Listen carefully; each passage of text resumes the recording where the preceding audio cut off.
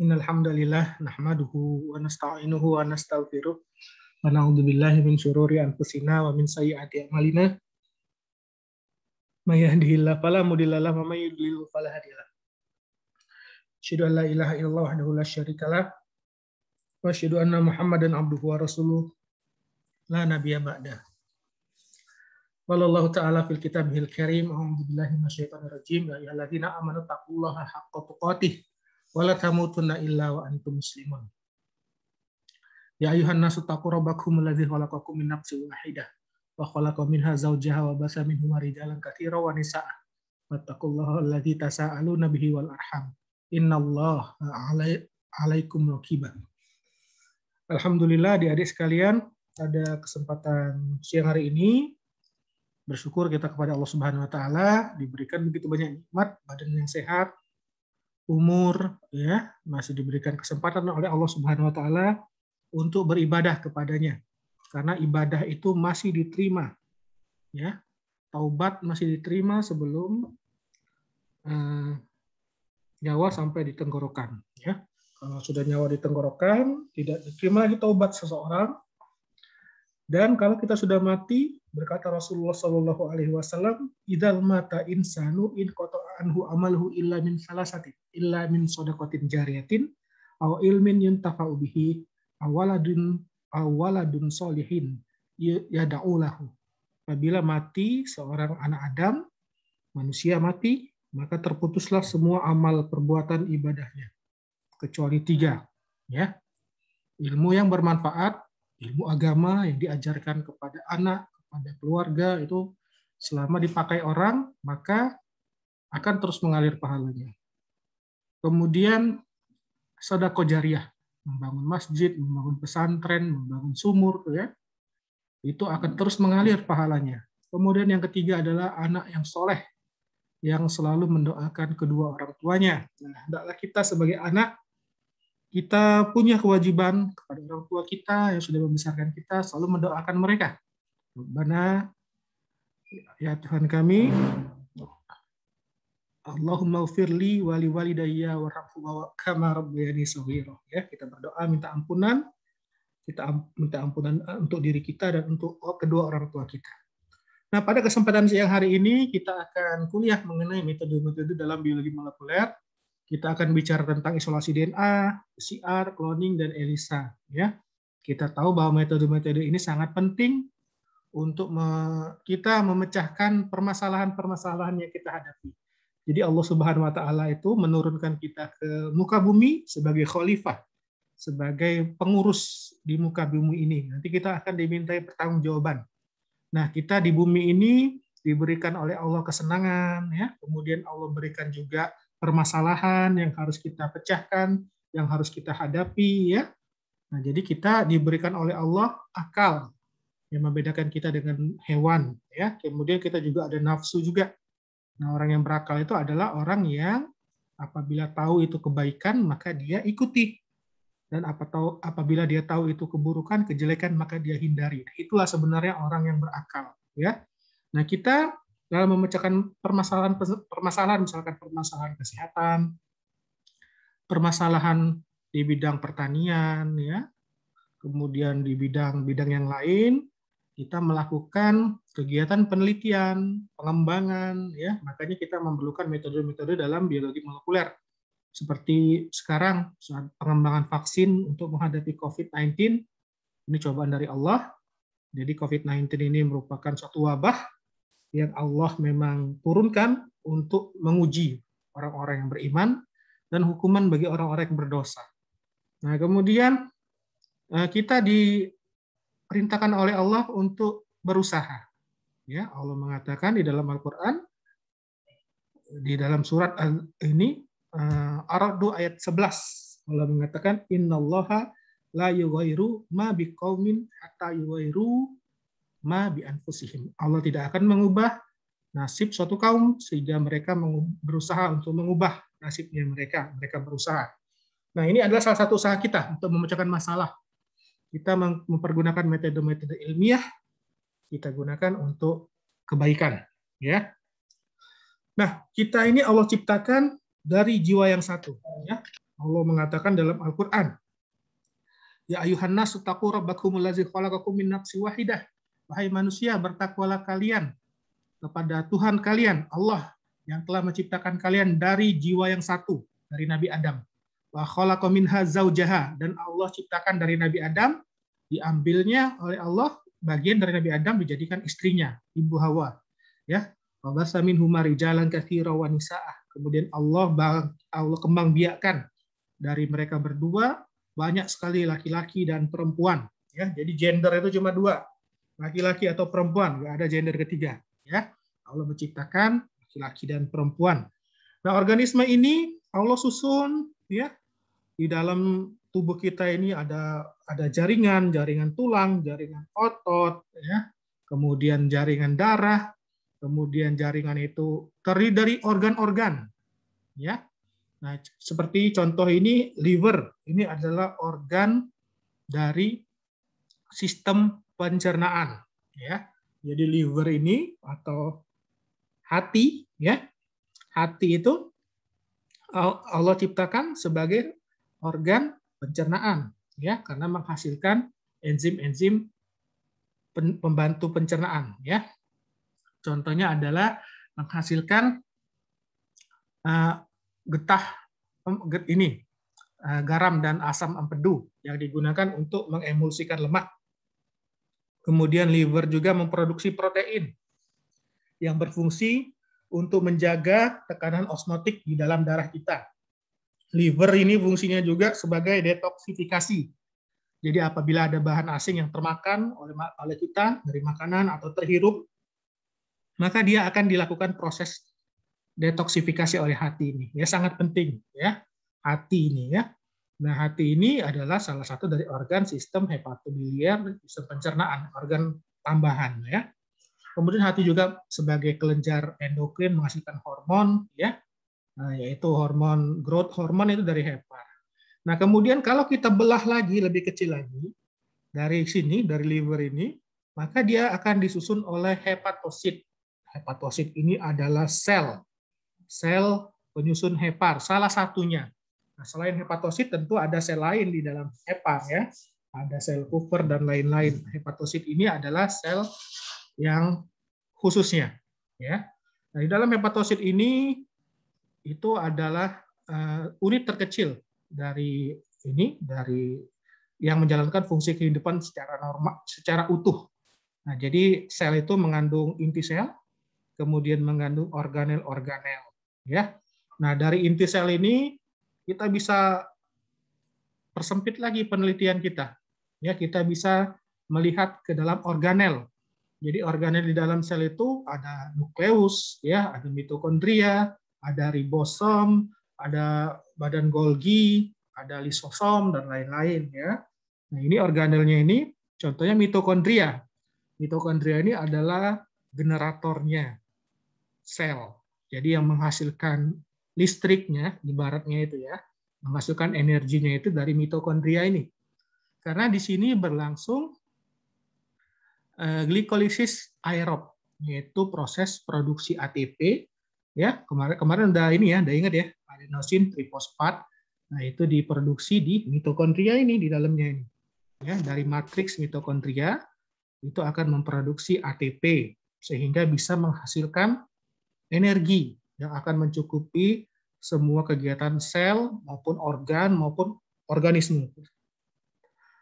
Nah, kemudian kalau organelnya ini kita potong lagi, kita perkecil lagi, kita akan melihat bagian-bagian dari organel. Ya, ada membran organelnya, yang terdiri dari lipid bimembran, ada protein, ya, yang berfungsi sebagai struktur, ada protein yang berfungsi sebagai enzim. Nah, contohnya ini sitrat sintase. Nah, ini adalah enzim, ya. Enzim ini adalah protein yang dibentuk melalui proses ekspresi genetik. Nah, jadi kalau protein itu pasti dia ada gennya yang mengkodenya, ya. Nah, gen ini kemudian akan mengekspresikan ini apa namanya?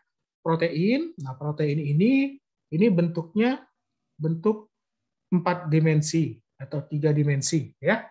Bentuk 3 dimensi Nah, kalau kita pecah lagi protein ini, bisa jadi dia merupakan gabungan dari beberapa peptida atau beberapa molekul.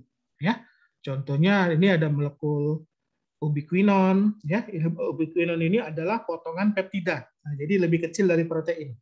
Kemudian ada molekul sitrat, ya, molekul lebih kecil lagi. Nah, kemudian contohnya DNA. DNA ini juga molekul, ya. Jadi merupakan polinukleotida disusun oleh rangkaian nukleotida. Kemarin kita sudah kuliah kan ya, masih ingat? Jadi ini disusun oleh nukleotida yang bersusun.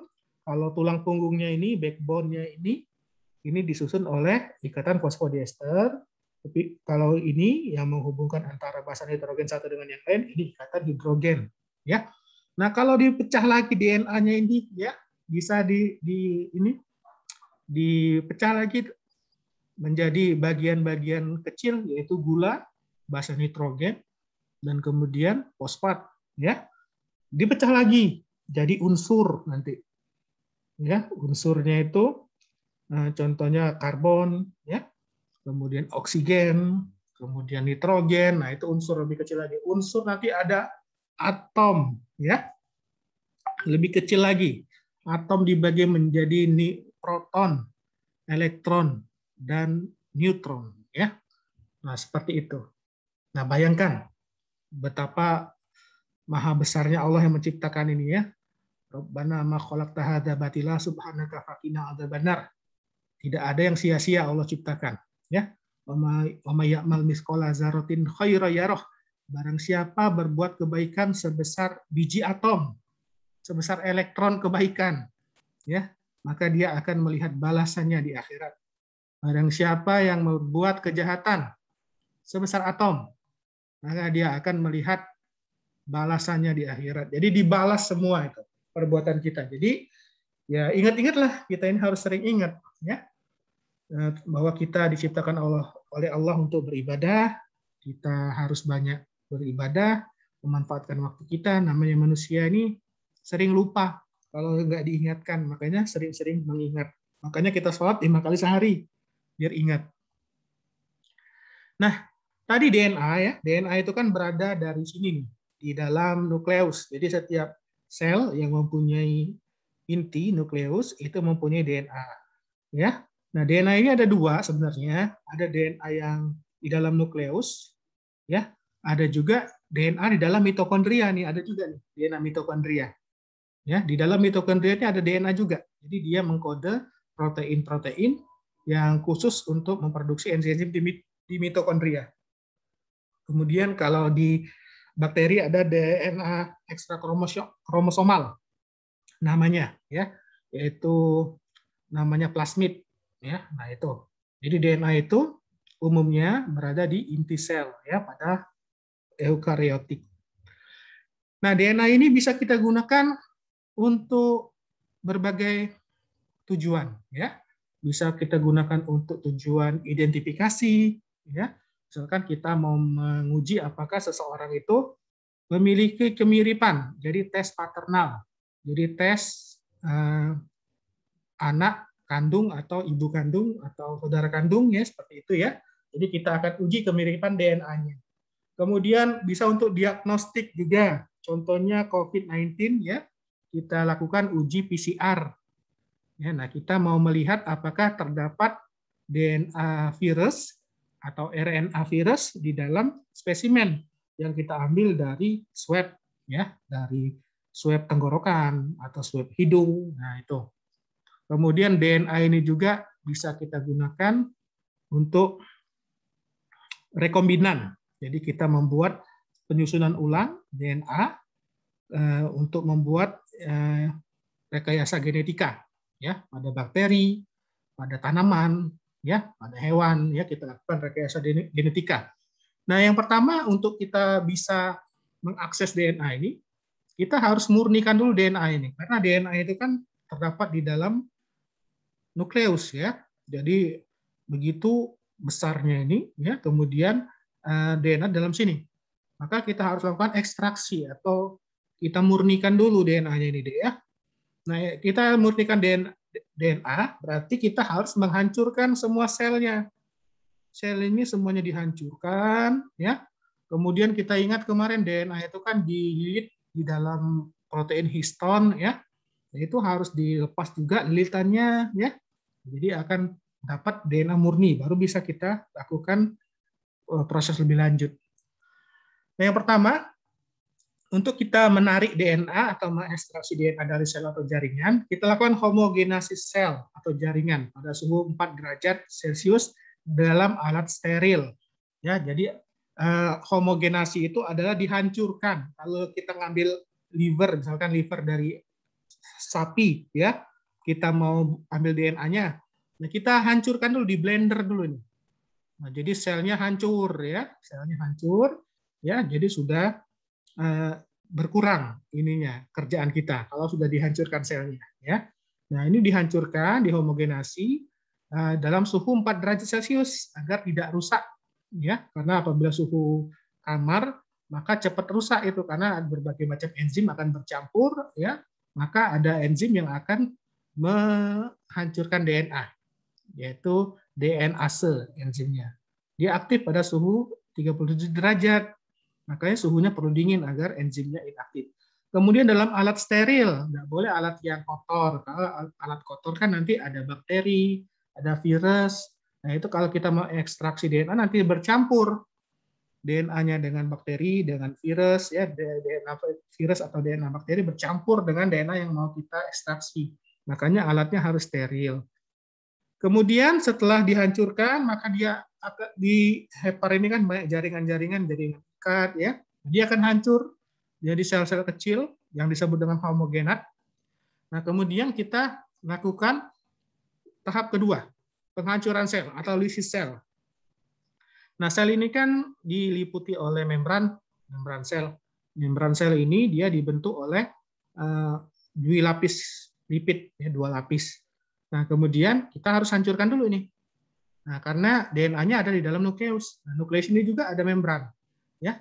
Jadi membrannya itu lipid bilayer, ya, ada 2 lapis lipid. Nah, ini dihancurkan dulu dengan deterjen. Nah, setelah dia dihancurkan, maka DNA-nya akan keluar, ya. Kemudian kita butuh tambahkan agen kelasi, ada EDTA atau sitrat, ya. Nah, ini agar mengikat ininya kalsium, ya. Nah, kalsium atau yang lain itu kita tambah, itu harus diikat karena untuk menginaktifkan enzim ya, enzim pencerna DNA. Kemudian kita gunakan proteinase K. Jadi DNA ini kan dia dililitkan 2 kali lilitan dengan protein histon, ya. Nah, jadi protein histonnya itu harus kita hancurkan dulu. Maka kita gunakan proteinase K. Nah, kemudian nanti setelah kita hancurkan semua, ya. Jadi yang di dalam sel tadi ini sudah hancur semua, proteinnya juga sudah hancur semua, tinggal nanti DNA sama protein, ya. Nah, ini kita akan pisahkan, ya. Kita putar, DNA itu kan lebih ringan daripada protein. Protein dan debris sel akan mengendap di bawah, sedangkan DNA-nya itu akan melayang, ya.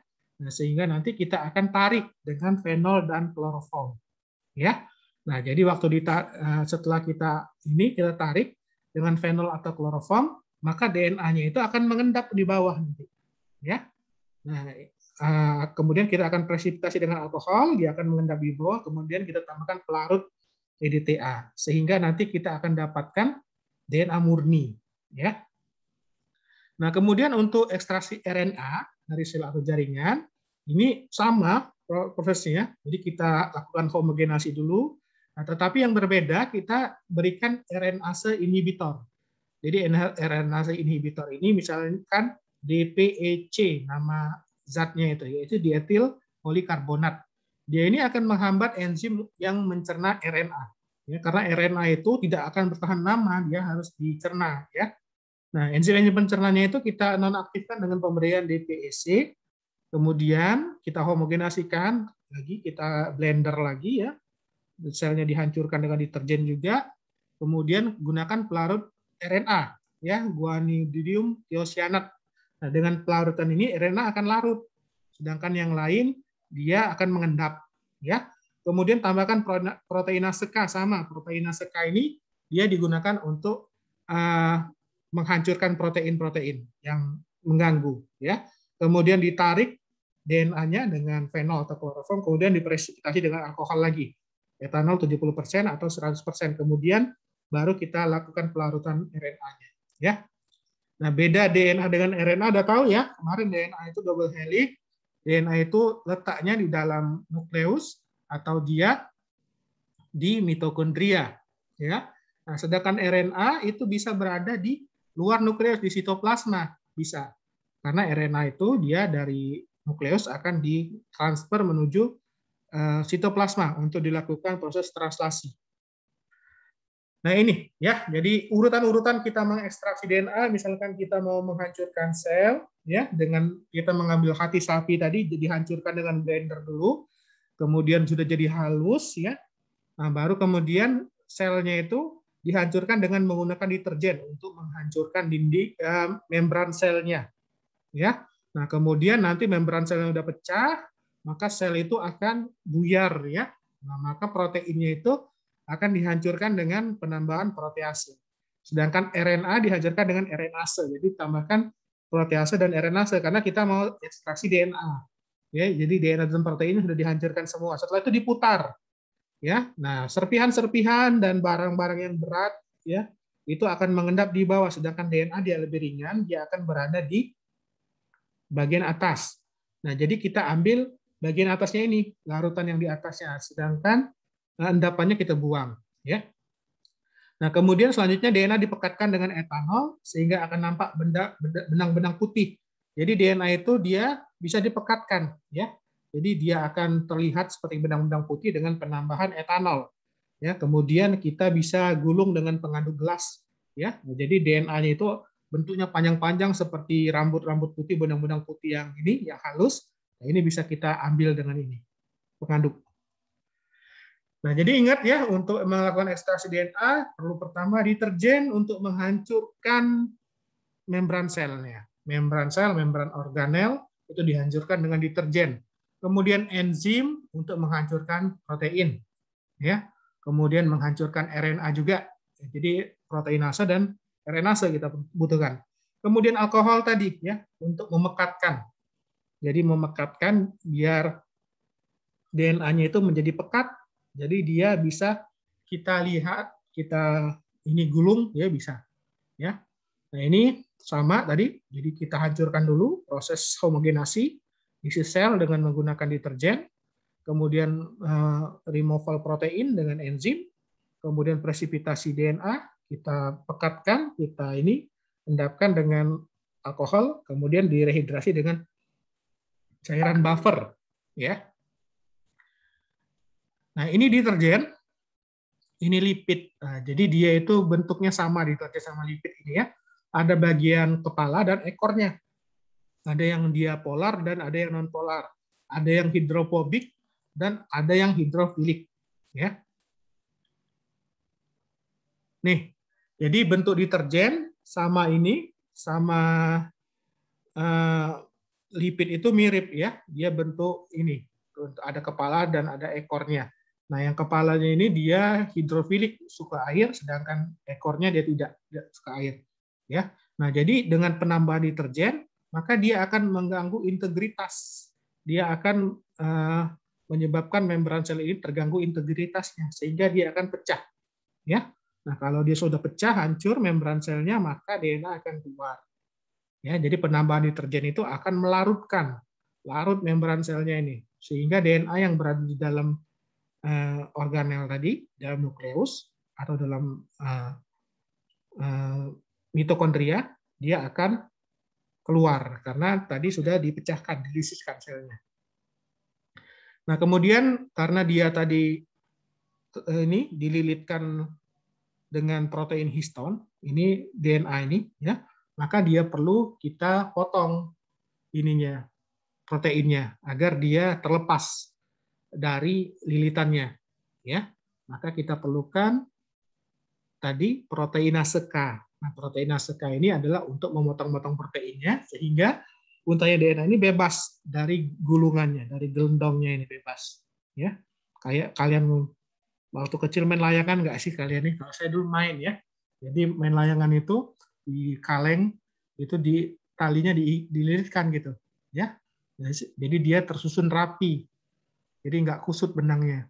Nah, pada saat mau dimainkan, kita ulur kan benangnya, dilepaskan dari kaleng. Nah, begitu juga dengan DNA, kita mau ekstraksi ini kalengnya ini, yang histonnya ini harus kita potong-potong dulu, biar kita dapatkan DNA yang murni. Jadi dia tidak terkontaminasi dengan protein. Nah, kenapa memekatkan DNA dengan alkohol? Ya, karena DNA itu larut dalam air. Jadi dia dalam air dia larut, tetapi dalam alkohol dia tidak larut. Maka dia akan mengendap dengan penambahan alkohol. Ya, jadi setelah kita ambil tadi ini di sini, ya, setelah kita hancurkan, ya, dengan proteinase, jadi ini bercampur semua nih. Ada protein, ada DNA, ya. Nah, kemudian kita putar dengan sentrifuge sehingga yang berat itu debris sel, protein itu akan mengendap, sedangkan DNA-nya ini akan berada di atas, di cairan atas. Nah, cairan inilah yang kita ambil. Kemudian kita tambahkan alkohol, ya. Dengan alkohol, DNA itu akan mengendap, akan terpresipitatasi, ya. Jadi dia tidak larut, dia akan mengendap di bawah. Nah, kemudian alkoholnya dibuang, barulah kita dapat DNA murni. Kemudian kita tambahkan pelarut air lagi sehingga dia larut lagi dalam air. Ya. Nah, suhu dingin perlu untuk menghambat enzim yang dapat menghancurkan DNA. Jadi hasil DNA-nya lebih baik. Ya. Nah, kemudian setelah DNA-nya didapat, baru kita boleh kita lakukan prosedur berikutnya. Ada yang mau tanya, silakan sampai sini.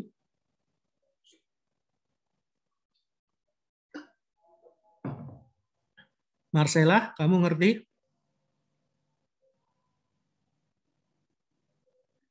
Rifki, ada pertanyaan? Ya, dokter, izin bertanya, dokter. Ya. Tentang isolasi DNA ini. Jadi, tadi kan untuk lisozim itu kan dia merusak membran ya, dokter? Iya. Saya lihat tadi di menggunakan deterjen. Iya. Cuma saya pernah nonton salah satu metode isolasi DNA itu dia nggak pakai deterjen tapi menggunakan garam, dokter. Ya. Ya, itu bisa juga gimana ya, dokter? Bisa. Ya, jadi dengan deterjen intinya adalah kita menghancurkan membran selnya, ya. Membran sel itu kan akan hancur dengan deterjen. Nah, kalau dengan garam, ya, dia juga akan mengganggu, ya, terutama mengganggu konsentrasi. Kalau dia garamnya tinggi, ya, direndam di dalam konsentrasi yang tinggi garamnya, maka selnya akan mengkerut, ya. Selnya akan mengkerut karena cairan di dalam sel dia keluar, ya, menurut ini, karena dia akan keluar dari hipertonus ke hipotonus. Nah, sedangkan kalau dia lebih rendah ininya konsentrasinya, maka air akan masuk ke dalam sel sehingga selnya akan membengkak, ya. Nah, tetapi yang lebih mudah dan lebih efisien adalah dengan penambahan deterjen. Karena dia langsung mengganggu integritas dari membran. Jadi dia melarutkan membrannya ini.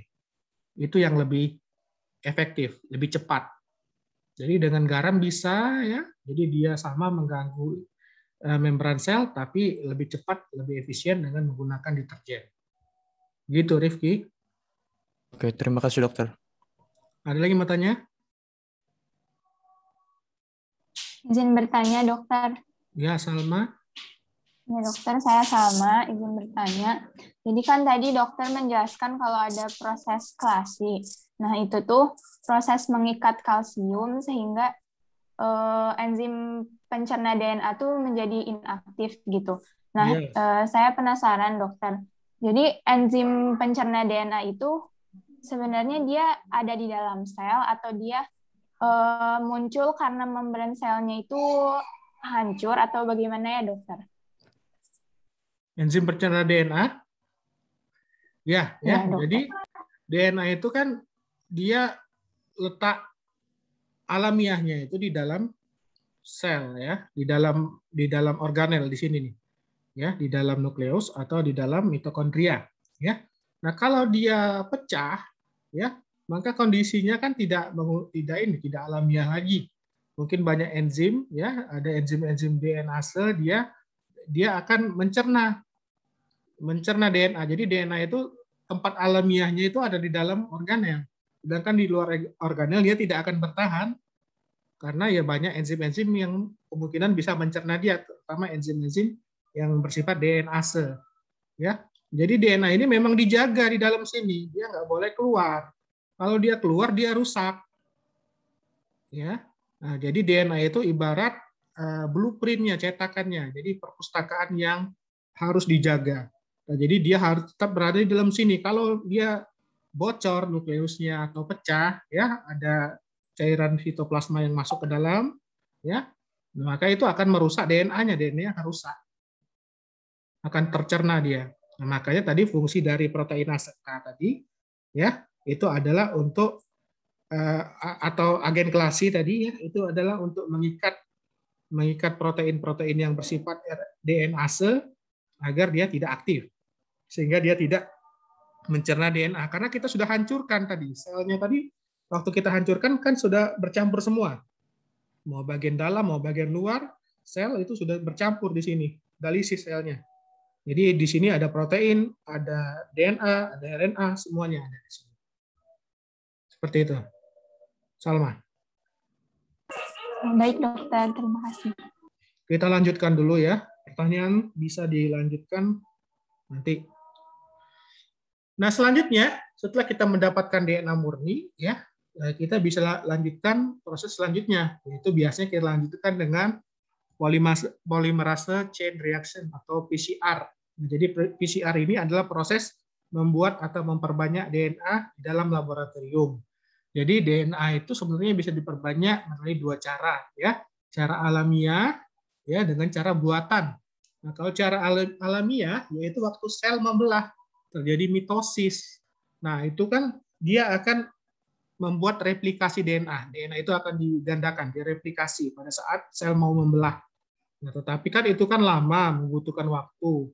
Ya, jadi kalau mau proses cepat, dilakukan penggandaan DNA itu dengan buatan, yaitu kita menciptakan kita mengkondisikan suatu lingkungan di mana nanti dia akan bisa memperbanyak DNA. Dan kita juga mempergunakan enzim DNA polimerase. Ya, nah tujuannya adalah kita memperbanyak sekuens spesifik DNA. Jadi DNA itu nggak semuanya kita perbanyak dalam proses PCR, cuma pada tempat-tempat tertentu saja, tempat spesifik saja yang kita tuju. Jadi kalau kita mau memeriksa gen ADAM33 misalkan, kita nggak perlu memperbanyak gen-gen yang lain, cukup sekuen dari gen ADAM33 itu saja yang kita perbanyak. Sekuen dari gen pengkode insulin, glukagon, semuanya yang lain nggak perlu. Nah, jadi kita memperbanyak sekuen spesifik saja yang kita butuhkan. Nah, cara kerjanya adalah kita menggandakan DNA itu, jadi itu sekitar ada 30 siklus. Setelah 30 siklus, dia akan menjadi 1 miliar salinan, ya, 2 pangkat 30. Hitung aja sendiri kalau nggak percaya. 2 kali 2, 4, ya. 2 pangkat 3, 8. 2 pangkat 4, 32, terus sampai 30. Ini 1 miliar nggak? Coba kamu hitung sendiri kalau nggak percaya, ya. Nah, kemudian PCR terjadi pada alat pengatur siklus panas yang disebut dengan thermocycler. Jadi kita menggunakan alat pengatur panas, ya. Nah, itu sehingga dia akan mengalami beberapa fase. Jadi fasenya nanti ada fase denaturasi, annealing, kemudian fase perpanjangan, ya. Nah, ini tahap-tahap PCR itu ada 3 fase yang dilalui. Yang pertama denaturasi. Kita ingat bahwa DNA itu kan untai 2, ya. Nah, jadi yang backbone-nya itu disusun oleh fosfodiester, ya, itu ikatan kovalen sangat kuat, lebih kuat daripada ikatan antar basa nitrogen yang menghubungkan untai 1 dengan untai yang lain secara antiparalel, ya. Kuliah kemarin ingat, ya. Nah, itu dihubungkan oleh adenin dengan timin, ya, guanin dengan sitosin, itu saling berikatan dengan ikatan hidrogen. Nah, pada suhu tinggi 95 derajat, maka itu ikatan hidrogen itu akan putus, sehingga dia akan menjadi 2 untai DNA. Ya. Nah, kemudian setelah dia dijadikan 2 untai, baru kita melakukan penyisipan primer. Jadi primer ini adalah DNA yang kita rancang ya dari sebuah alat yang kita rancang. Nah, kita letakkan di tempat yang dia berpasangan dengan DNA yang kita tuju. Ya, nah, ada sekuen targetnya. Nah, dia akan melekat. Ya, nah setelah dia melekat, baru primernya ini dia bisa diperpanjang. Ya, jadi diperpanjang oleh enzim tahan panas, enzim DNA polimerase yang berasal dari Thermoaquatus. Thermoaquatus ini adalah bakteri tahan panas yang ditemukan hidup di kawah gunung berapi, ya. Jadi dia adalah enzim DNA polimerase yang tahan panas. Nah, jadi kalau yang punya manusia nggak bisa bekerja pada 72 derajat Celcius, tapi bakteri penghasil DNA polimerase ini, ya, enzim bakteri TEC ini, dia mempunyai DNA polimerase, enzimnya bisa bekerja pada suhu 70 derajat selama 2 menit. Ya, nah ini. Nah, jadi komponen PCR-nya itu, ya, ada mesinnya, ya, kemudian ada ini namanya thermal cycler, ya, mesinnya seperti ini. Ya, jadi mesinnya itu kecil lah kayak laptop ya. Kalau sekarang ini cuma agak gendut dikit aja, ya. Nah, di sini akan ada bolongan-bolongan yang bentuknya sumur seperti sumur-sumur kecil. Nah, di sini nanti kita akan masukkan PCR tube-nya ini. Ya, jadi dia itu akan mengalami proses polimerase chain reaction PCR dalam tabung ini. Nah, tabung ini diisi dengan mix buffer, kemudian enzim TEC polimerase tadi yang kita ambil dimurnikan dari Thermoaquatus, ya, itu bakteri tahan panas. Nah, kemudian ada DNA sampel dimasukkan juga di sini, ada primer cetakannya, ya. Kemudian ada nukleotida, nukleotida itu sitosin, guanin, adenin, dan timin. Nah, nanti dia akan melakukan 3 siklus ini, ya. Pertama denaturasi, annealing, dan extension atau pemanjangan. Jadi pada suhu 95 derajat kita setting dulu 95 derajat alatnya ini suhunya. Nah, nanti DNA ini akan terpisah menjadi 2 pita, ya. Ini kan double helix, jadi single helix. Ya, dia akan berpisah nih karena pada suhu 95 derajat ikatan hidrogen antara molekul nukleotida ini akan lepas, ya. Nah, kemudian setelah dia lepas semua, ini fase denaturasi, suhunya 95 derajat, suhunya diturunkan. Jadi 55 derajat di dalam tabung ini. Nah, diturunkan suhunya 55 derajat. Nah, pada saat suhu 55 derajat ini, primernya cetakannya ini dia akan nempel di sini. Di sekuen yang kita rancang, kita tuju, ya. Misalkan ini gen Adam 33, ya. Nah, kita rancang primernya dia komplement dengan Adam 33. Jadi dia akan nempel di sini, ya. Ini kita lakukan perancangan primer itu, ya. Jadi dirancang agar menempel di situ. Nah, kemudian setelah dia menempel pada suhu 55, suhu kemudian akan dinaikkan lagi menjadi suhu 72 derajat Celcius. Nah, pada suhu 72 derajat Celcius, si enzim TEC polimerase ini dia akan aktif, ya. Maka dia akan mulai untuk melakukan ini pemanjangan dari untai DNA dari cetakannya ini. Jadi ini misalkan adenin, ya, maka TEC ini akan ngambil timin ditaruh di sini, ya, kemudian disambung, ya, kemudian ini misalkan sitosin, ya, maka dia akan mengambil ini G, ya, guanin. Nah, jadi ini dipanjangin, ya, dilakukan proses ekstensi.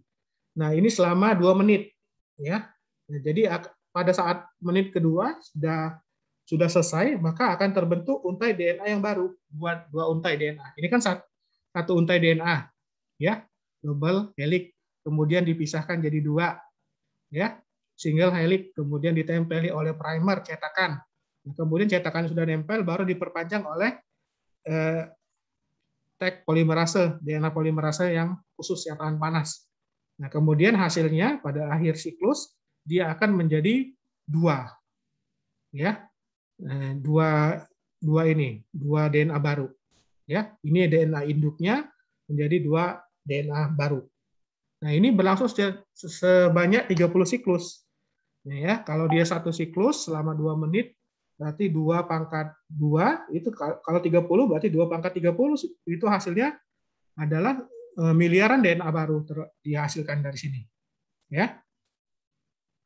Nah, ini proses denaturasi sama. Yang pertama itu adalah memisahkan dua pita DNA dengan pemanasan, ya. Jadi di sini akan putus ikatan hidrogennya. Ya. Kemudian suhunya diturunkan jadi 55 derajat. Kali ini 95. Ya, pada suhu 55 derajat primer cetakannya ini dia akan menempel. Nah, primer itu ada 2, ada primer maju, ya, ada primer mundur. Ya, nah dia akan memanjangkan, ya, dari 5 ke 3 dia manjangin itu, ya. Jadi dari sisi 5 ke 3. 5 tuh ingat ya kemarin ya. 5 itu adalah posisi fosfat, sedangkan 3 itu posisi karboksilnya, ya. Nah, dia di sini akan dipanjangkan. Di sini ya, dipanjangkan oleh enzim DNA polimerase Taq aquatus tadi, Taq polimerase, ya. Nah, kemudian yang dari sini juga nih, ya, ini primer, ada primer maju, ada primer mundur, 2 macam primer, ya. Nah, kemudian yang ini bekerja ke sini. Nah, selama 2 menit, ya, setelah dia menempel akan dibiarkan pada suhu 75 derajat, ya, dia akan memanjang sehingga akan terbentuk untai DNA yang baru, 2 buah untai DNA yang baru. Nah, ini satu siklus pertama itu dihasilkan 2, kan? Nah, siklus kedua dihasilkan 4, siklus ketiga dihasilkan 8. Ya, kalau sudah 30 siklus, 30 kali prosesnya ini, banyak sekali yang dihasilkan, bisa miliaran DNA yang baru. Ya, ini proses PCR, ya. Jadi dalam suatu alat namanya tadi thermocycler, ya, jadi pengatur suhu. Jadi suhunya itu ada suhu 95 derajat denaturasi, kemudian suhu annealing, tempat penempelan suhu untuk menempelnya primer 55 derajat, kemudian dinaikkan lagi 75 atau 72 derajat untuk mengaktifkan enzim Taq polimerase tadi. Ya, seperti itu. Jadi pada saat denaturasi dia akan terbuka menjadi 2 untai pita, kemudian diturunkan suhunya pada suhu 65 derajat, dia akan 55 derajat akan jadi penempelan oleh primernya. Primernya ini 2, ada yang mengarah ke sana, ada yang mengarah ke sana, ada yang maju, ada yang mundur.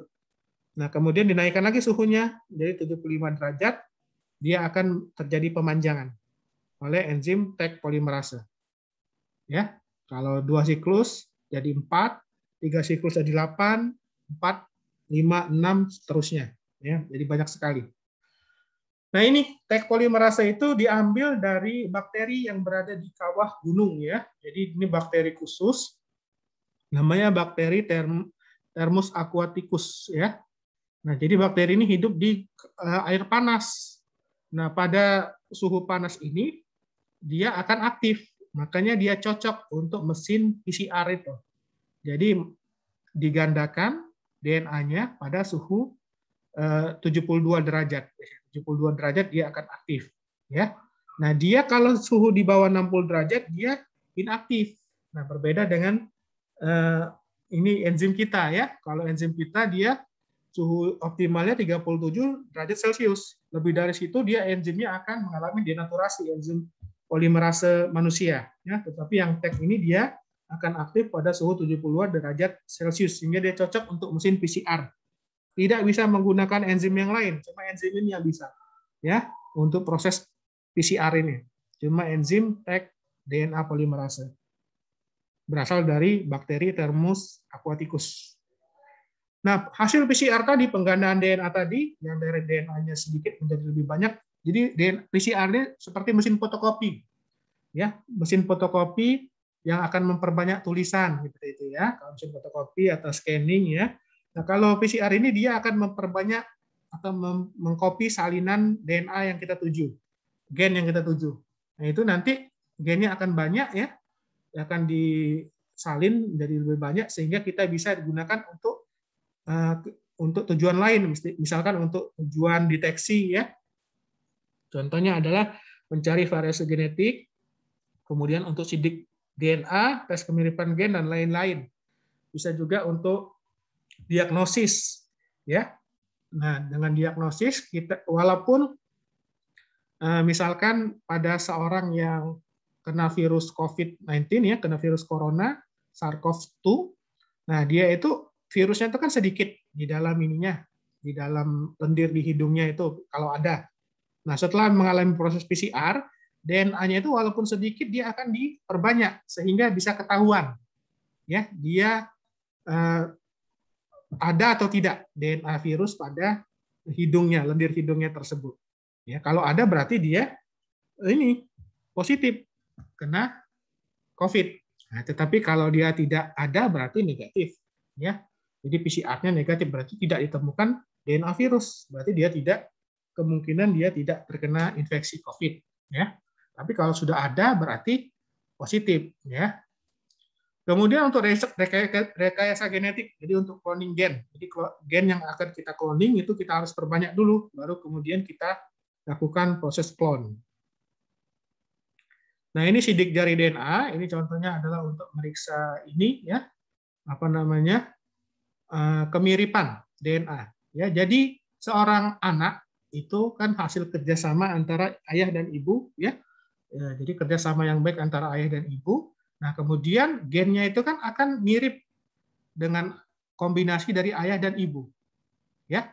Nah, misalkan ibunya itu punya gen ini, punya gen 1, 2, 3, 4, 5, 6, 7, 8, 9, 10. Ya, ada 10 potongan gennya. Nah, kemudian ayahnya itu punya juga nih, 1, 2, 3, 4, 5, 6, 7, 8, 9, 10. Nah, anaknya, dia mungkin kombinasi dari gen ayah ibu ini, pasti ada dia. Ya, nggak mungkin dia ada gen luar, ayah ibunya nggak punya gen itu, dia punya gen itu nggak mungkin, itu berarti bukan. Ya, nah anaknya ini adalah kombinasi dari ayah dan ibunya. Ya, nah jadi misalkan ini dia punya gennya ini mirip ya, berarti ini cocok nih, berarti ini memang anaknya, ya, atau seperti ini, ya, ini mungkin dia anak ini mendapatkan gen yang kita ini dari ayahnya. Tapi dia nggak dapat dari ibunya sama, ibunya juga nggak ada. Ini dapat dari ayahnya berarti. Nah kalau anaknya itu punya gen di sini, ya punya potongan gen di sini, ya. Nah ini kan ayahnya nggak ada, ibunya nggak ada, ya berarti bukan dong. Ya, nah ini kan ini nih, ini mirip, ini berarti ini ayah, ibu dan anak, ya, karena dia sama, ya. Kalau yang ini dia nggak dapat dari ayahnya, dapat dari ibunya gen ini anak ini, ya. Begitu juga yang ini, dia dapat dari ayahnya. Jadi anak itu bisa dapat gen dari ayah atau gen dari ibu, ya. Nah, jadi atau kombinasi keduanya. Nah, nggak mungkin dia mendapatkan gen yang lain, ayah ibunya nggak ada, tapi dia tiba-tiba ada, itu nggak mungkin. Makanya ini bisa digunakan sebagai tes paternalitas, ya. Nah, caranya tadi dengan memperbanyak gen tadi. Jadi ada sampelnya misalkan dari darah, ya kita ambil leukositnya yang mengandung DNA, nah kemudian kita perbanyak, ya kemudian baru kita lakukan sidik jari DNA dengan proses RFLP, ya. Nah RFLP tadi menggunakan enzim restriksi. Nah, jadi gen yang sudah diperbanyak tadi akan dipotong-potong oleh enzim restriksi sehingga dia akan menjadi untayan-untayan pendek dari DNA, ya. Nah, untayan pendek DNA ini akan dijalankan di dalam medan listrik. DNA itu kan bermuatan negatif, dia akan berjalan menuju ke muatan positif. Nah, sehingga dia akan meninggalkan potongan-potongan seperti ini. Nah, yang kecil, potongan kecil berlarinya lebih cepat, pindahnya lebih cepat karena dia lebih kecil. Ya. Nah, sehingga dia dalam waktu tertentu berdasarkan urutannya, dia ada yang jauh, ada yang dekat, ya. Kita yang berlari dari kutub negatif ke kutub positif, ya maka itu akan dicocokkan, ya. Nah itu enzim inilah yang memotong-motong salinan DNA kopi yang banyak tadi, dipotong-potong sehingga dia akan menjadikan DNA tersebut menjadi fragmen-fragmen kecil, yang kemudian fragmen tersebut akan dijalankan di medan listrik sehingga dia akan membentuk pita-pita seperti ini, ya. Nah, ini enzim restriksi endonuklease, ya contohnya enzim E. coli, dia sangat spesifik memotongnya, ya dia hanya memotong daerah palindrom yaitu daerah yang dieja dari kiri ke kanan dia sama, ya. Jadi CA, GA, TTC, ya. Ini juga dari sini sama juga dibaca GA, TCC. Jadi dari sini ke sini sama dibacanya, ya. Nah, ini namanya palindrom. Nah, dia akan memotong di sini. Nah, di tempat lain dia tidak akan memotong. Jadi dia memotong pada sekuen ini aja. Jadi akan dihasilkan potongan-potongan kecil yang nanti akan dijalankan di medan listrik. Itu contoh penggunaan PCR, ya. Nah, untuk misalkan tes COVID-19, ya, nah itu kita lakukan ini penggandaan tadi, ya. Jadi untuk tes COVID-19 tadi kita rancang primernya ini yang sesuai dengan gen DNA dari virus SARS-CoV-2, ya, virus SARS-CoV-2. Nah, kalau dia di dalam sampelnya itu mengandung DNA virus SARS-CoV-2, virus penyebab COVID, maka dia akan teramplifikasi gennya itu. Nah, tetapi kalau dalam sampelnya itu, dalam swab-nya itu tidak mengandung DNA virus, jadi tidak ada virusnya, ya maka dia tidak akan teramplifikasi. Jadi tidak akan terjadi pemanjangan, tidak akan terjadi kopian salinan dari DNA virus. Jadi PCR-nya tidak akan menghasilkan kopi dari DNA virus. Tapi kalau dia di dalam sampelnya itu mengandung DNA virus, maka dia akan menghasilkan kopian dari DNA virus tersebut. Ya. Sampai sini ada yang mau nanya nggak?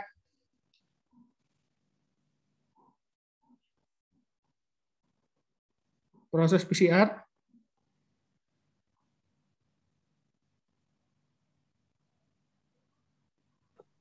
Izin bertanya, Dok? Ya, Cahya. Iya, nama saya Cahya. Saya ingin bertanya untuk bagian primernya, Dok. Ya. Di sini membutuhkan 30 kali siklus. Apakah primernya ini cukup satu saja, atau kita butuh suplai sebanyak 1 miliar primer gitu, Dok? Prof. Enggak perlu, ya. Jadi primernya itu dia ada dosisnya juga, ya. Misalkan primernya berapa mikroliter, ya, atau mikrogram. Nah, ini kan dijadikan gram. Jadi primernya ini akan kita terima, kita pesan primernya ini ke vendor, ya, dalam bentuk serbuk. Ya, primernya ini dia itu adalah sebenarnya dia RNA, ya. RNA yang dia berbentuk kristal. Nanti dia akan dilarutkan, ya, dalam pelarut. Nah, ini kita akan timbang, kemudian kita masukkan ke dalam PCR tube ini. Jadi primernya itu nggak perlu banyak, ya, sesuai dengan dosisnya saja, berapa dosisnya. Biasanya sampelnya, DNA sampelnya juga ada dosisnya, misalkan 15 mikroliter, ya, ini, atau 10 mikroliter. Nah, kemudian itu mengandung berapa mikrogram DNA sampel. Nah, kemudian primernya juga ditambahkan di sini, kemudian nukleotidanya di sini. Nah, nanti primernya setelah dia proses ini kan, dia kan akan ini, ya, akan memanjang, ya. Nanti primernya ini akan digantikan ini, ya. Dia tidak akan menjadi bagian dari DNA lain. Jadi cuma cetakan aja primernya ini. Nanti dia akan terlepas. Dia tidak akan menjadi bagian dari DNA kopinya. Ya, dia cuma cetakannya saja. Nanti dia akan lepas lagi. Ya, diputus lagi primernya, diganti. Begitu, Cahya. Baik, terima kasih, Dok. Ada lagi yang mau tanya, silakan. Aulia? Silakan. Yasmin, Aulia. Izin bertanya, dokter. Setahu saya kalau yang replikasi daerah biasa itu kan ada rantai lagging strand, itu kan putus-putus ya, Dok. Kalau yang ini enggak, kenapa ya, Dok? Di sini enggak ada. Ya. Karena dia dipisahkannya ini. Dipisahkannya dia benar-benar dipisah. Ya. Nah, kalau dia waktu replikasi DNA, dia itu kan cuma bagian fork-nya saja, garpunya saja yang jadi dia cuma dibuka sedikit. dibuka sedikit oleh enzim apa namanya? DNA yang meregangkan, enzim apa namanya? Yang meregangkan dua untai ini. Nah, jadi kalau enzim apa? Helikase. Apa-apa? Enzim helikase bukan, Helikase, dokter. ya. Nah, waktu replikasi DNA pada sel yang normal, dia kan nggak dibuka semua kayak gini. Pitanya tuh nggak sepanjang ini dibuka, cuma sedikit aja dia. Tempat enzim DNA polimerasenya bisa nempel aja di tengah sini. Ya. Nah, dia nempel di tengah sini. Nah, dia ada yang leading strand, ada yang lagging strand. Ya. Jadi dia nggak perlu primer. Tetapi ini kan prosesnya kita lakukan denaturasi. Jadi semua DNA itu kita buka, ya, kita lepaskan. Nah, sehingga akan jadi dua untai yang panjang. Nah, di sini primernya sudah ada di sini. Jadi enzimnya itu bisa kerja ke depan, ya, ke kanan, atau bisa ke kiri. Masing-masing enzimnya kerja di sini. Nah, berbeda dengan proses replikasi DNA di dalam tubuh kita. Dia tidak dibuka semua, jadi enzimnya cuma satu saja bekerja di sini, ya. Tapi dia menyusun, ada yang leading strand, ada yang lagging strand. Kalau di sini nggak ada leading strand, semuanya leading strand, nggak ada lagging strand-nya. Begitu. Tadi siapa yang nanya tadi? Terima kasih, dokter. Yasmin. Nah, ya. Mana Yasmin? Jelas? Jelas, dokter. Terima kasih. Oke. Ada lagi mau tanya? Izin, dokter. Alwan, saya Alwan izin bertanya. Sebelumnya kan setahu saya tuh kalau virus COVID ini kan virus RNA. Nah, ya. Kalau virus RNA itu apakah ada DNA-nya juga, dokter? Ya, itu kita akan lakukan ini dulu, dibalik dulu, ya. Dia akan dibalik dulu dari RNA akan dibalik menjadi DNA lagi, ya. Namanya reverse transferase. Jadi dibalik dulu. Jadi dari DNA itu RNA akan dibuat DNA-nya. Ya, namanya RT-PCR. Ya, reverse transferase PCR. Jadi dibalik dulu. Jadi RNA-nya dibalik jadi DNA, baru DNA-nya baru DNA-nya akan diperpanjang. Karena yang diperpanjang DNA bukan RNA. Jadi RNA itu akan dibuat dulu jadi DNA dulu. Baik, terima kasih, dokter. Gitu, Alwan, ya. Jadi RNA-nya akan dibalik dulu. Dibuat jadi DNA, ya. Kemudian dia baru dilakukan proses polimerase. Rifki? Baik, dokter, izin bertanya. Tadi pada saat saya bertanya tentang primer tadi, katanya nanti kan primernya diputus lagi ya, dokter? Ya. Itu diputuskan lagi dengan cara apa ya, dokter? Apakah dengan menurunkan suhu atau bagaimana, dokter? Oke. Di sini saya juga agak salah tadi ya, mungkin ya. Sebentar.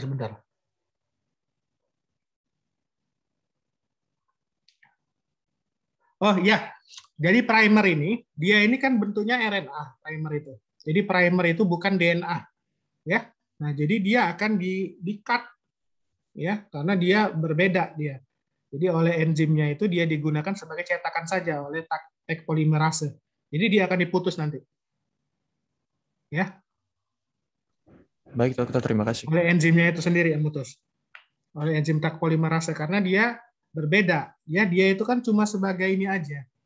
Cuma sebagai cetakan saja, ya. Jadi primer itu bentuknya RNA, bukan DNA. Jadi dia single ini. Jadi dia itu satu untai. Jadi primer itu satu untai, bukan dua untai primer itu ya. Satu untai, berbeda dengan DNA dua untai nih. Nah, primer itu satu untai, bentuknya RNA.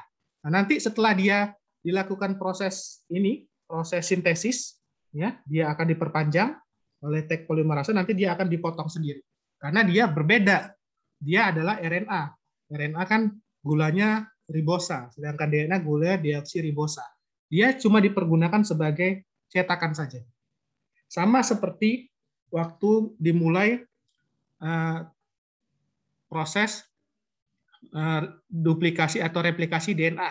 Itu primernya RNA ya. Ya, primernya RNA dulu.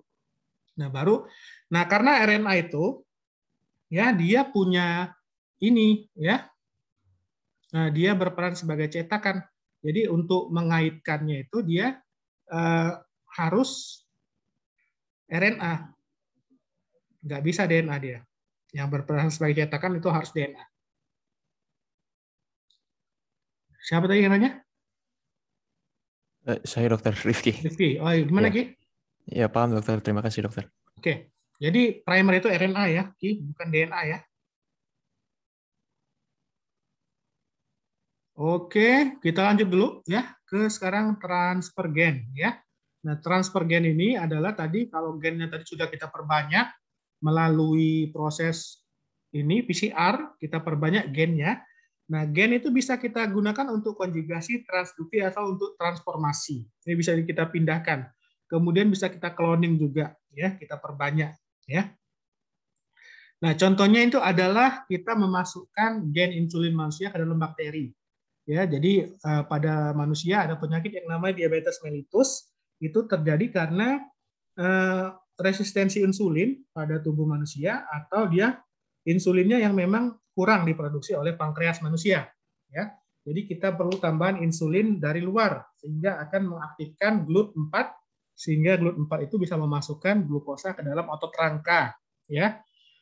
Nah, untuk menghasilkan insulin ini kan merupakan hormon peptida, ya. Dia harus berupa suatu protein, ya. Nah, jadi itu akan dibuat berdasarkan proses yang namanya ekspresi genetik, jelas, ya. Nah, kalau kita ngambil insulin dari sumbernya langsung dari manusia nggak mungkin kan.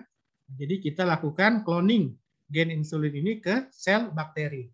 Nah, jadi gen insulin manusia itu kita perbanyak, kita copy berjuta-jutaan, ini bermiliar kali itu ya, jadi beberapa miliar, ya. Kemudian itu kita akan sisipkan ke dalam plasmid bakteri. Nah, plasmid ini adalah tadi DNA sirkular dia, jadi DNA ekstra kromosomal pada bakteri, dia punya plasmid DNA yang ekstra kromosomal, jadi DNA-nya ini lebih pendek, berbentuk lingkaran. Nah, kemudian dengan enzim restriksi kita potong ininya, plasmidnya ini, kemudian dalam plasmid ini kita akan sisipkan ya gen human insulin tadi ke dalam plasmid. Nah, sehingga akan menjadi suatu plasmid rekombinan, ya. Nah, plasmid rekombinan ini plasmidnya bakteri tapi sudah mengandung gen human insulin, ya, gen insulin manusia. Nah, kemudian plasmidnya ini nanti kita akan transfeksikan. Jadi kita akan taruh di media bakteri ya. Nah, kemudian bakteri itu akan menerima atau mengambil plasmid rekombinan ini, ya. Nah, kemudian setelah bakterinya mengambil plasmid rekombinan, otomatis gen dari insulin manusia sudah terkandung di dalam bakteri ini.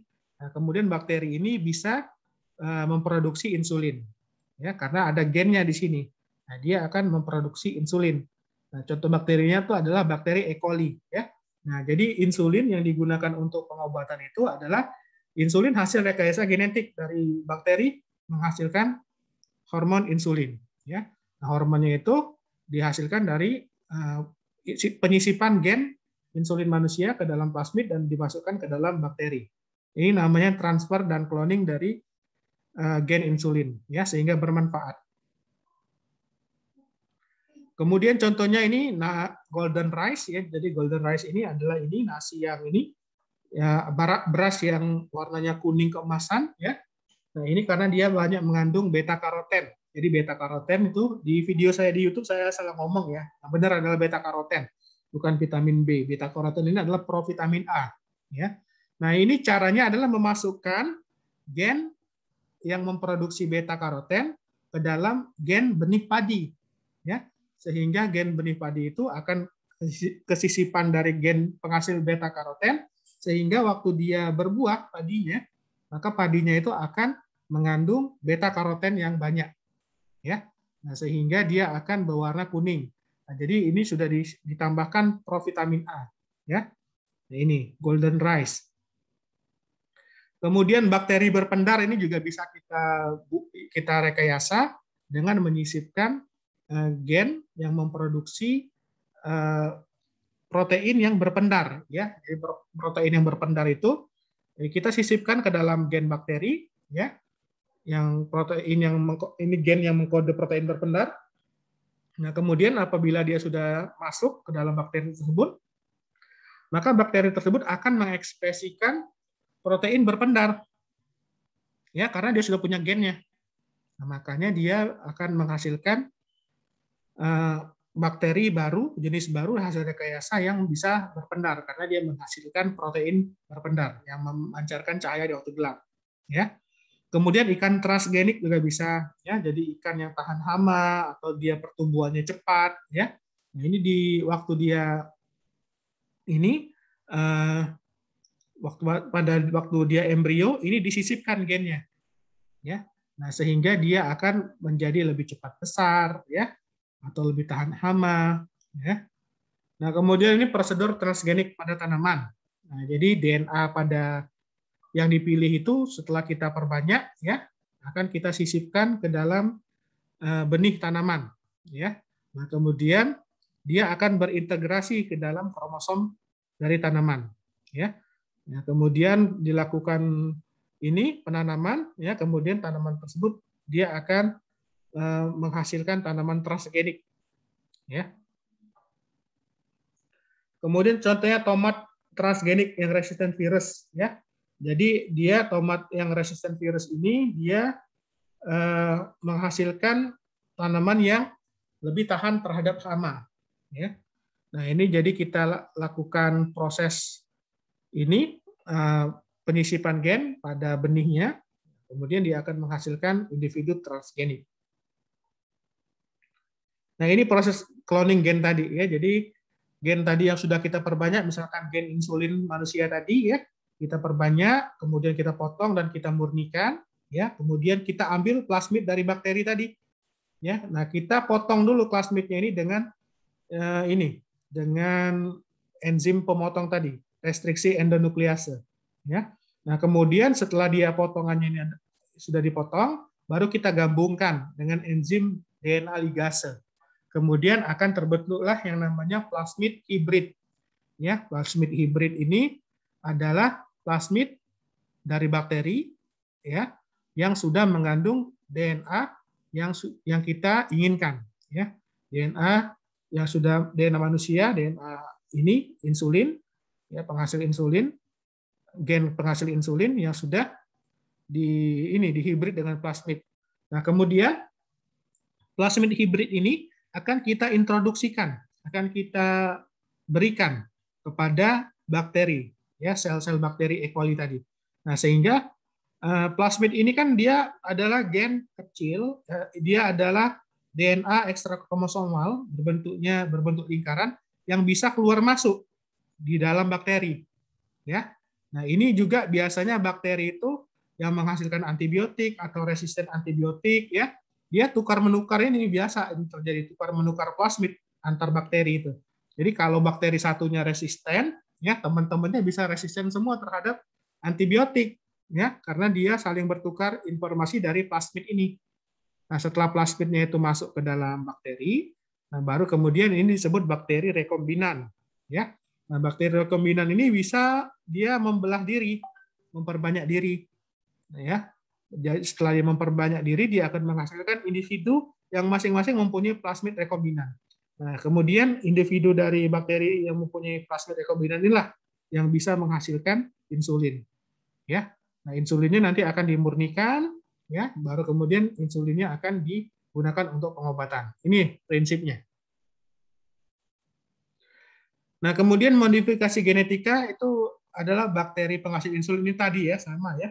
Jadi pada sel manusia kita ambil gen insulinnya, ya, kita ini lakukan PCR dengan tadi primer pada gen insulin, cetakan pada gen insulinnya, kemudian diperbanyak. Nah, kemudian plasmid dari bakteri kita ambil dia, kita ekstraksi, kemudian kita gabungkan, ya, dengan dua enzim endonuklease untuk motong, kemudian enzim ligase untuk menyambung.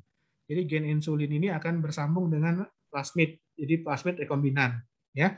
Nah, kemudian plasmid rekombinan ini kita introduksikan, kita masukkan ke dalam bakteri yang belum punya plasmid ini. Ya, nanti dia akan dimakan atau dia diambil oleh bakteri tersebut. Nah, kemudian bakteri yang sudah punya plasmid rekombinan ini, dia bisa berkembang biak dan anaknya juga mengandung plasmid rekombinan. Ya, ini akan dibiakkan terus-menerus. Nah, plasmid yang sudah terkandung dalam bakteri ini ya menyebabkan bakteri tersebut bisa mengekspresikan hormon insulin. Nah, kemudian hormon insulin itu akan diekstraksi dari sini. Ya, baru bisa digunakan untuk pengobatan. Nah, kemudian contohnya cloning domba doli ya. Nah, jadi cloning domba doli ini adalah kita ini melakukan jadi pada domba yang dia wajahnya hitam ini, dia menjadi domba yang menjadi donor sel telurnya, ya. Nah, sel telur ini kan punya kromosom haploid, ya. Jadi 23 kromosom kalau manusia 23, ya. Kalau kambing nggak tahu berapa.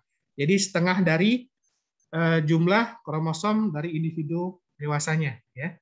Nah, ini akan dibuang nukleusnya, intinya yang mengandung setengah perangkat kromosom tadi, ya. Nah, kemudian ada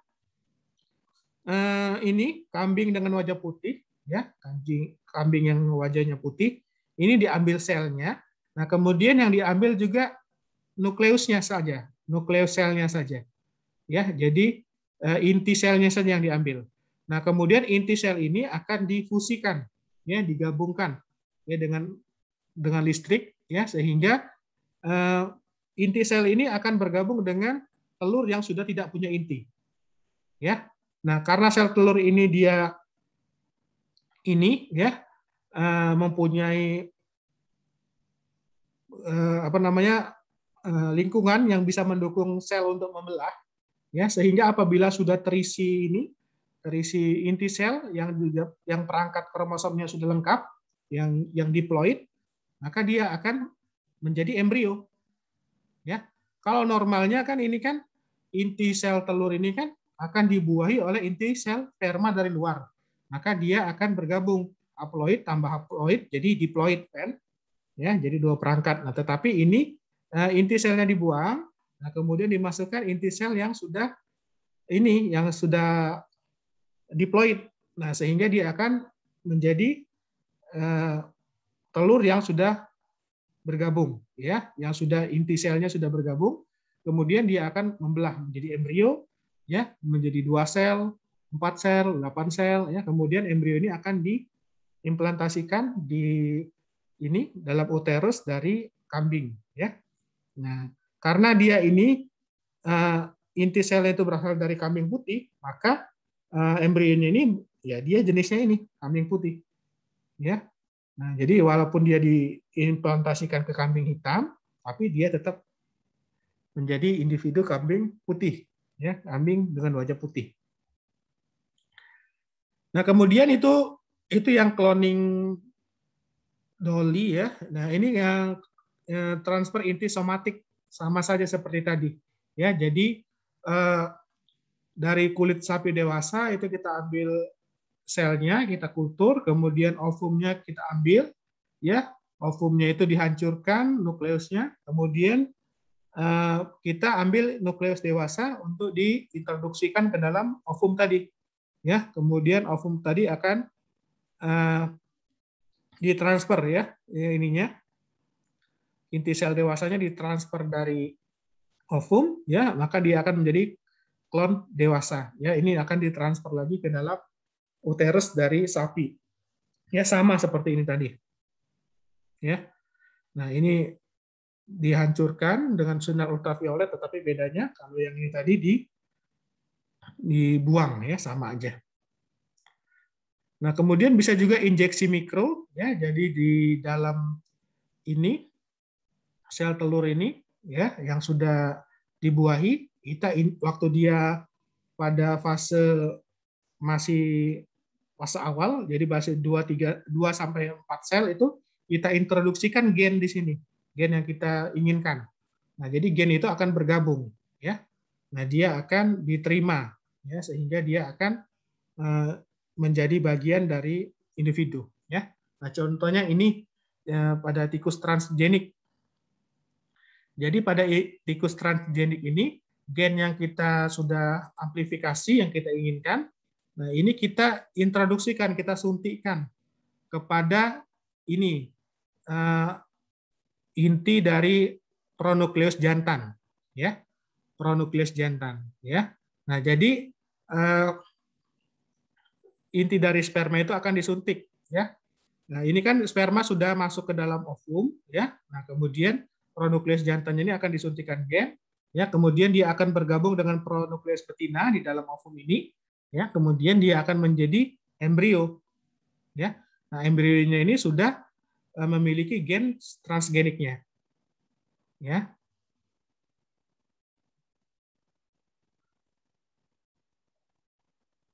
Nah, ini contohnya adalah tikus transgenik. Ya, jadi dia akan menghasilkan tikus dengan gen yang kita inginkan. Sampai sini ada yang mau tanya?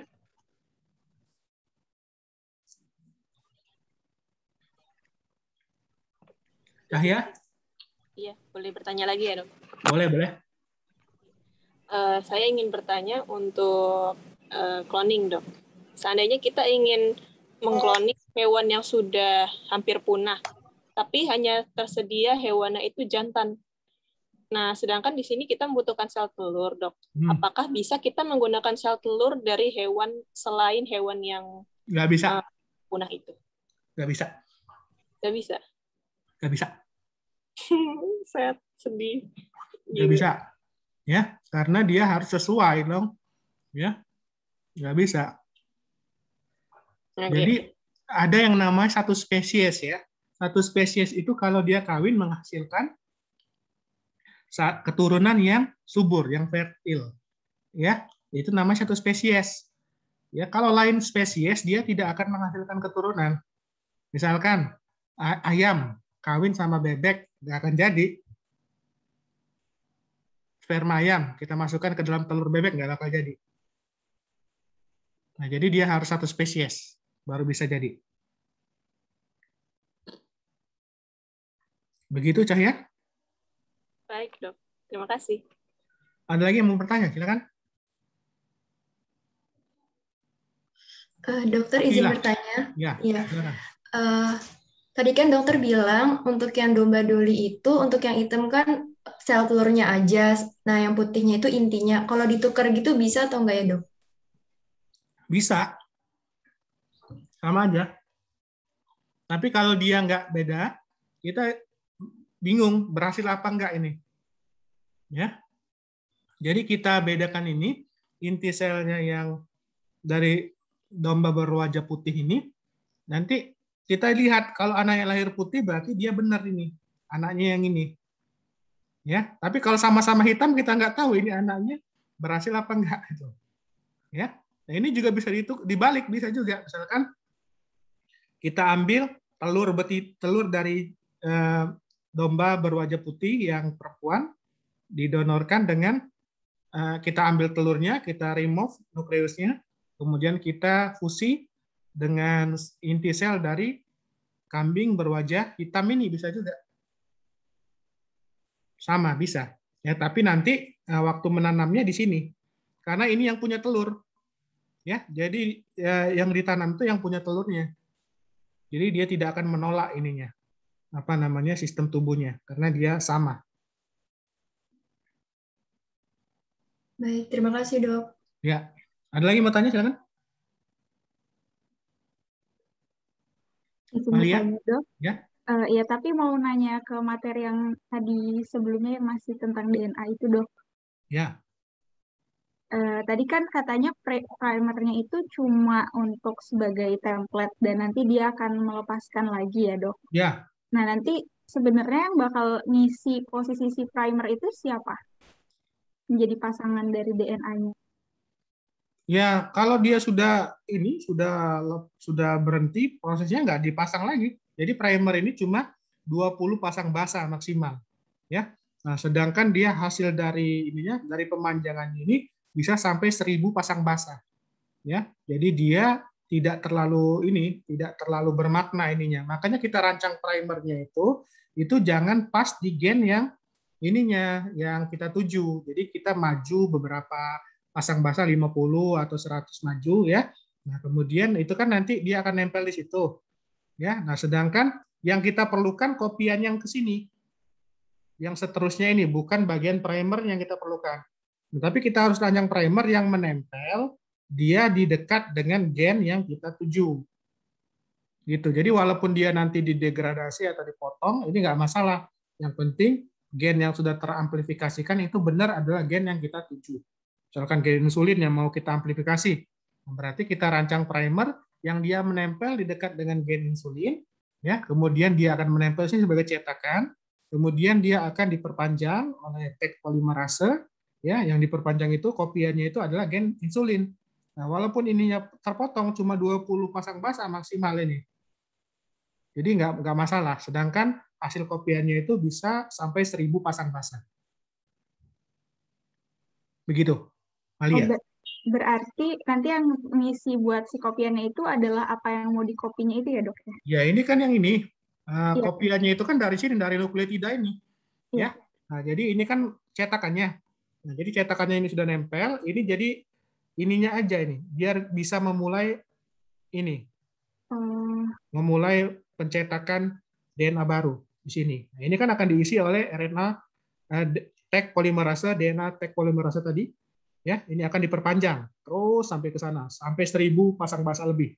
Nah, sedangkan ininya cuma 20. Primernya ini cuma 20 pasang basah. Jadi kalaupun dia nanti terpotong nggak masalah. Yang penting yang ini yang di copy. Jadi ini nggak penting. Tapi pentingnya dia harus nempel di sebelum gen yang kita tuju. Ya, tetapi setelah itu dia sudah nggak diperlukan lagi. Oh iya, Dok, baru paham. Paham ya? Dok. Ya. Ada lagi mau tanya?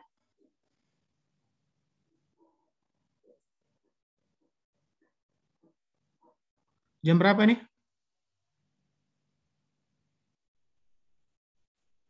Jam berapa? Jam 4, Dokter. Jam 4. Oke. Ya, kayaknya untuk yang ELISA ini masih panjang ini ya. Jadi kita simpen dulu ya. Kan masih panjang kita ketemu insya Allah ya. Jadi kapan-kapan kita bahas lagi yang ELISA. Ya. Nanti kita akan bahas tentang ELISA-nya. Kita sampai sini dulu aja. Nabila, silakan. Mau Izin bertanya? Ya, sebelumnya izin memperkenalkan diri, nama saya Nabila Fitri Umaira. Izin bertanya berkaitan dengan tadi yang PCR, itu tuh jadi primernya itu harus disamain dulu ya, Dok, untuk basa nitrogennya gitu.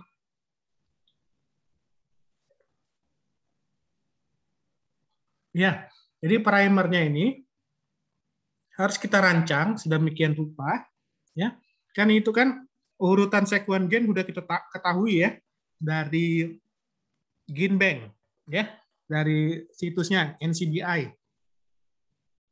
Nah, kita sudah tahu itu gen itu urutan pasang basahnya. Jadi gen itu ada yang dia mengekspresikan gen, yang namanya gen ya. Ada yang junk DNA ya. Nah, yang junk DNA itu kan yang tidak mengekspresikan gen. Nah, mungkin nggak semua gennya itu kita ini copy, tetapi hanya bagian tertentu saja dari gen tersebut. Nah, kita rancang primernya yang dia menempel di dekat sekuen yang ingin kita copy. Ya. Nah, jadi kita rancang primer ini maksimal cuma 20 pasang basah. Nah, nanti dengan alat ya software, nah kita akan rancang posisinya di mana. Nanti ada kemungkinan dia menempel ya berapa persen, misalkan 90% atau 70% ya. Nah, itu primer yang kita rancang itu belum tentu dia nempel. Primer yang kita rancang. Kadang-kadang dia gagal juga menempel. Kalau dia gagal, dia tidak teramplifikasi. Nah, kalau primernya gagal, berarti kita harus rancang ulang. Makanya dia ada beberapa pilihan nanti. Ada 3 atau 4 pilihan primer. Nah, itu merancang primernya ini juga butuh keterampilan. Ya, butuh keterampilan dan butuh pengalaman juga. Jadi nggak semua primer yang dirancang itu pasti nempel, belum tentu. Ya. Begitu. Ada lagi mau tanya? Izin bertanya, nama saya Satria. Iya, Sat. Saya ingin bertanya, Dok, itu tadi yang di transgene itu kan diinjeknya ke sperma, itu diinjeknya ke sperma atau ke zigot ya, Dok? Soalnya kalau di PPT itu injection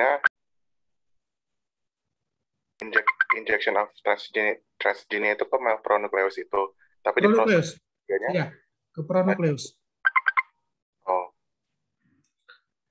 Jadi kan waktu ini ya, waktu dia ini masuk terjadi fertilisasi ya, jadi dia belum bersatu dulu, dia ada pronukleus jantan, ada pronukleus betina ya, jadi belum dia bersatu langsung ya, jadi dia waktu terjadi fertilisasi, nah ini inti nukleus yang jantan itu disuntikkan oleh sperma ya ke dalam ovum. Nah, waktu ini yang dia disuntikkan gennya ke dalam pronukleus jantan. Nah, sehingga waktu dia bergabung, nanti akan bergabung pronukleus jantan dengan pronukleus betina ini akan bergabung membentuk yang namanya zigot. Jadi satu sel, ya, satu sel utuh. Yang ini kan ini haploid bergabung menjadi diploid, ya. Nah, satu sel ini akan membelah menjadi dua, nanti dua menjadi ini ya, menjadi 4 menjadi 8 jadi 16 terus ya. Begitu membelahnya. Nah, jadi disuntikkan itu waktu dia ini bergabung ini ke pronukleus jantan. Ya. Jadi setelah dia masuk pronukleus jantannya baru disuntikkan. Nanti baru dia akan bergabung dengan pronukleus yang betina membentuk satu sel dengan membentuk satu inti, ya. Jadi sel telur dengan satu inti, gabungan antara pronukleus jantan dengan pronukleus betina, ya. Ini kan isinya setengah perangkat, kromosomnya ini setengah perangkat, digabung jadi satu perangkat. Nah, baru dia bisa membelah jadi 2 sel, ya, kemudian 4 sel, 8 sel dan seterusnya. Jadi dia jadi embrio. Nah, nyuntiknya di sini, di waktu pronukleus jantannya masuk. Memang agak sulit ini. Bagaimana, Sat? Baik, sudah jelas. Terima kasih, Dokter. Jelas ya? Oke.